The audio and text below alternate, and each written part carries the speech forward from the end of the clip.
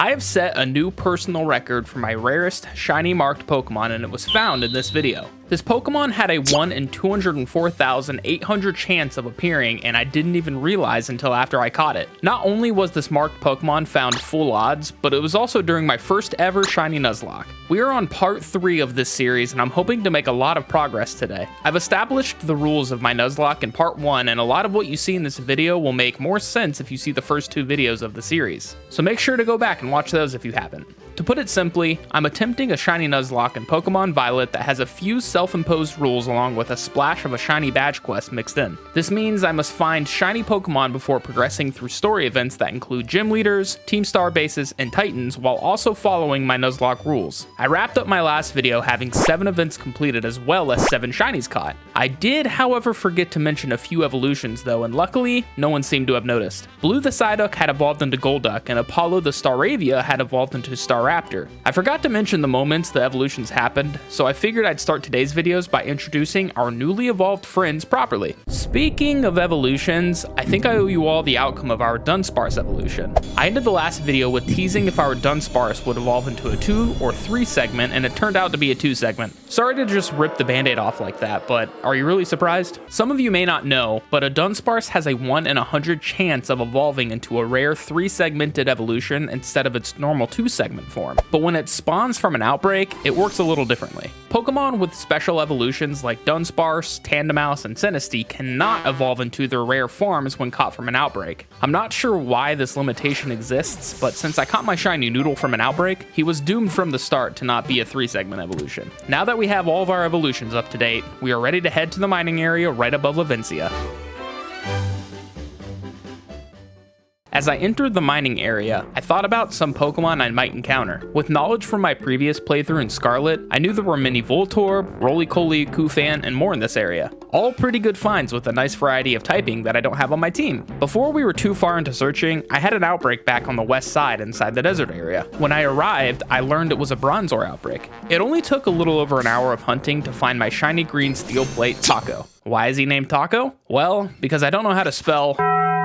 He evolves into a big bell, so I thought would be good. Unfortunately, the best I can do is Taco. I am very stoked to have a Steel and Psychic type on my team, and I hope I can keep him safe during the run long enough to evolve. A Bronzong would be a great tanky Pokemon to have. We headed back to the mines with our new steel plate. Shortly after arriving, I wanted to train up some of my lower level Pokemon with some trainers and wild encounters, and decided Taco was going to battle Efren the Worker, the second trainer we found in the area. While most trainer battles aren't too important to mention, this one was something special and felt just as intense as any gym fight I've had. As the battle began, Taco had to take on Efren's Stonejourner. This was Taco's first battle on the team, and I wanted to gain some XP against a stronger Pokemon. Right away, Stonejourner used Block, preventing me from swapping out to any other Pokemon. Taco was then able to put the Stonejourner to sleep using Hypnosis. I was a little worried because I had one attacking move that didn't do too much damage to this tanky rock formation. Stonejourner woke up and used Rock Polish, which increased its speed.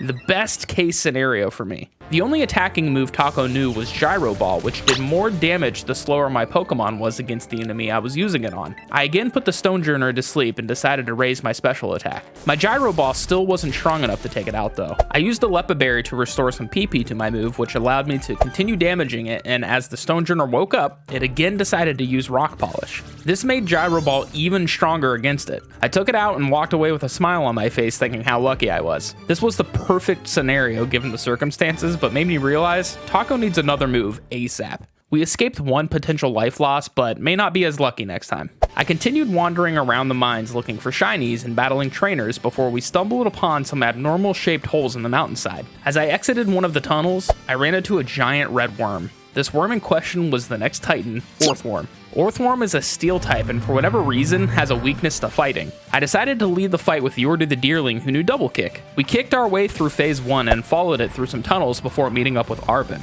The two of us ended up taking down Orthworm, except it was just me handling the Titan because Arven's Toadschool missed 4 Confuse Rays before inevitably fainting. Maybe next time, Arven. We got the next Herba Mystica needed to power up Miraidon, which also caused Arven's dog to bark for the first time in ages. We fought some more trainers and wild Pokemon before heading out the mining area entirely.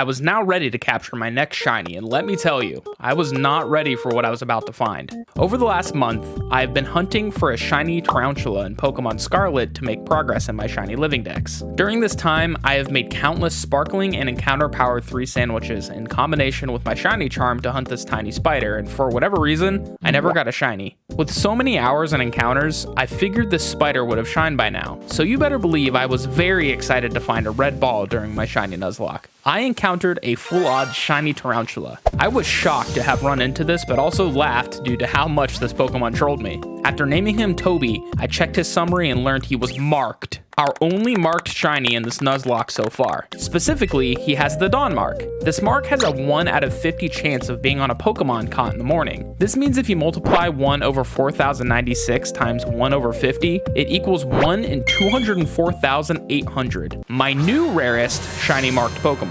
I guess it was really waiting for the perfect opportunity to shine. Now that you've seen the shiny, I'd like to remind you all to subscribe and like the video if you're enjoying my content. It will give you some good luck and make your next shiny a marked one. Hopefully. Thank you all for the support. It only took Toby 1 level to evolve before he became a Spidops, one of the best looking shinies in the game. We tested out some wild battles with our new spider before heading to Coscarafa to battle the water type gym leader.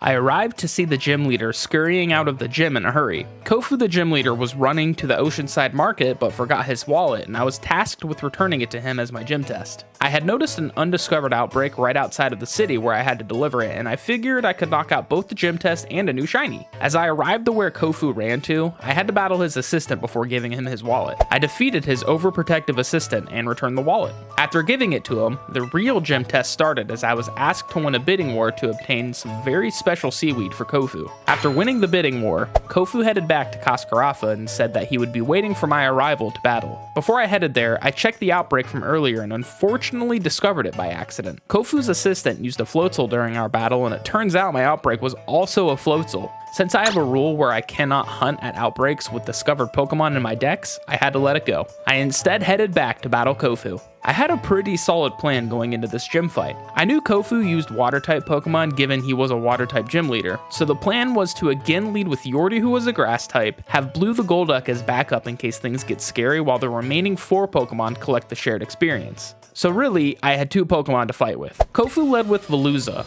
a dual water and psychic type Pokemon. My plan was to terastalize early in the fight and use this to my advantage. We used a powered up Bullet Seed which almost got rid of the Veluza. Veluza knew the flying move Pluck for some reason, which took out a large portion of my health. I luckily outsped Veluza and was ready to take on his next Pokemon, Wugtrio. I decided to heal up, then use Bullet Seed again to take out the red Gardeneals. His last Pokemon was Crabominable, a dual fighting and ice type who he terastalized into a water type. I swapped out to my own water type, Blue.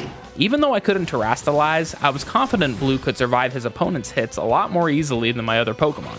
After one Zen Headbutt, Blue was hit with a Slam. I figured Kofu didn't want to use water moves on me, so I used Disable on the move Slam and prevented any bigger hits from coming in. From here on out, I spammed a Zen Headbutt to take out...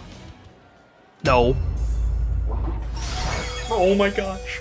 So yeah, Blue almost got taken out again by a missed move. Luckily in this instance, Blue had enough HP to survive the slam. I healed up and finished off the crab and got my water type gym badge. Yordi and Blue really came through. With this, our 9th event was complete. I ran into Nimona again as we were leaving the gym before heading out to find our next shiny member.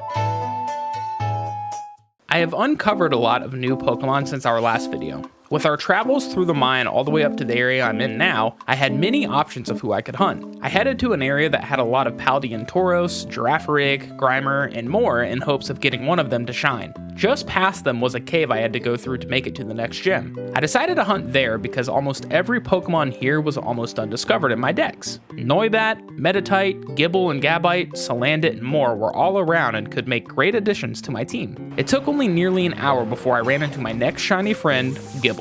I was super excited to get such a good Pokemon on the team.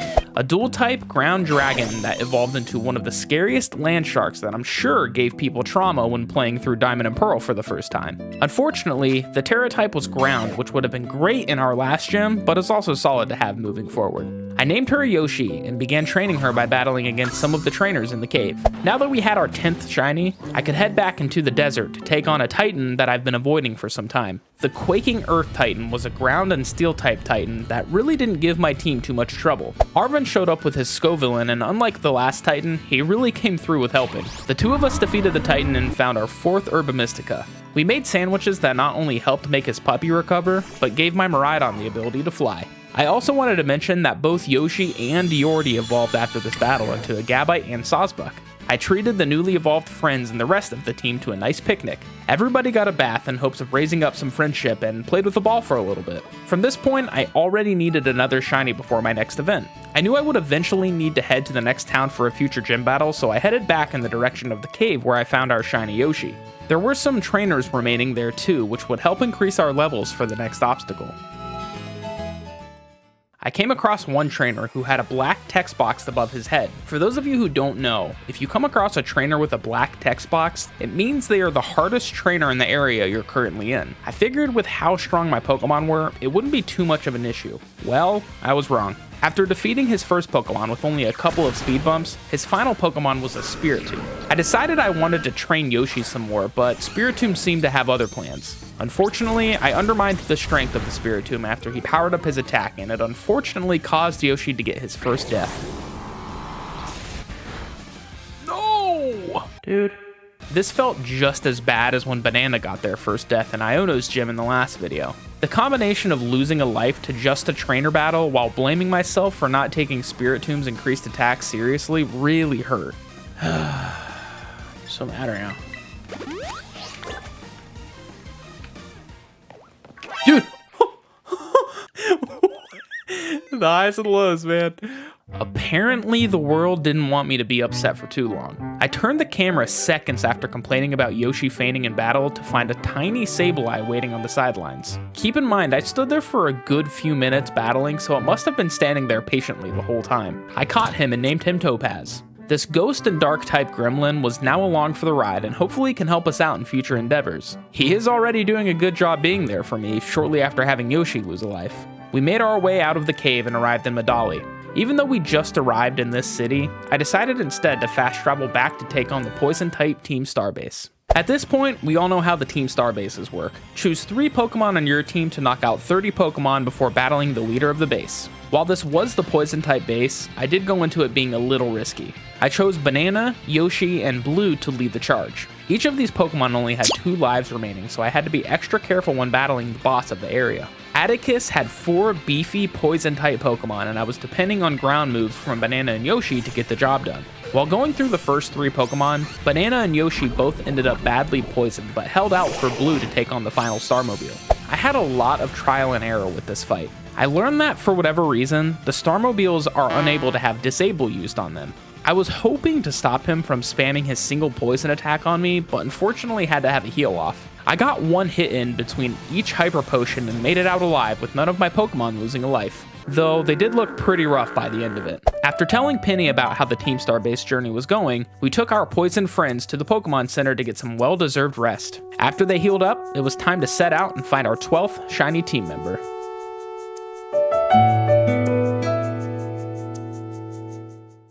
Hey everyone, I hope you enjoyed episode 3 of the series. We're approaching the last few videos of this playthrough, and I suspect we only have 2 more videos to go before I hopefully complete the challenge. Who was your favorite new member on the team? Let me know with a comment below, or tell me who you're hoping to see added to the team in the next video. I'll see you all in part 4.